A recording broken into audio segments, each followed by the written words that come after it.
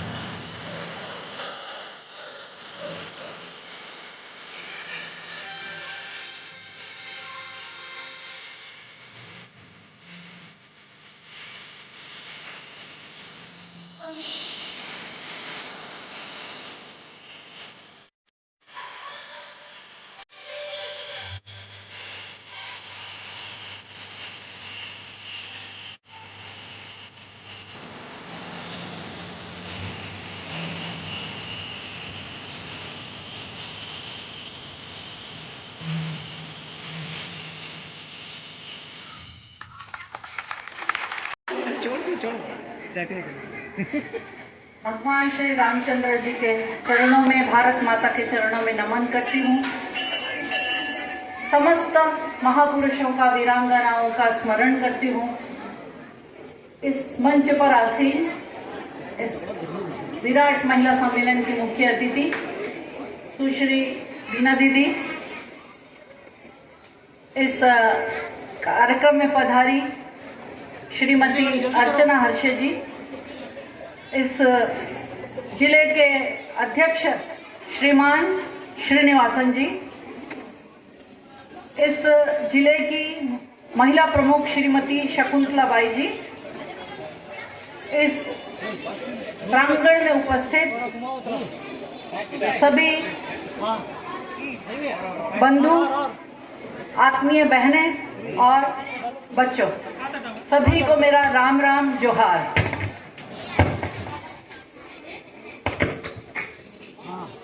हमने अभी परमपिता जगत पिता महादेव और जगत माता भगवती की आराधना करके और उनके पुत्र गणपति का स्मरण कर इस विशाल महिला सम्मेलन को प्रारंभ किया है।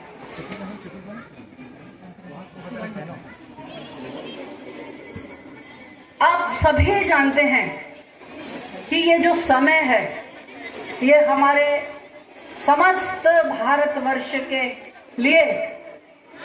एक बहुत ही चुनौती का, तनाव का, हमारे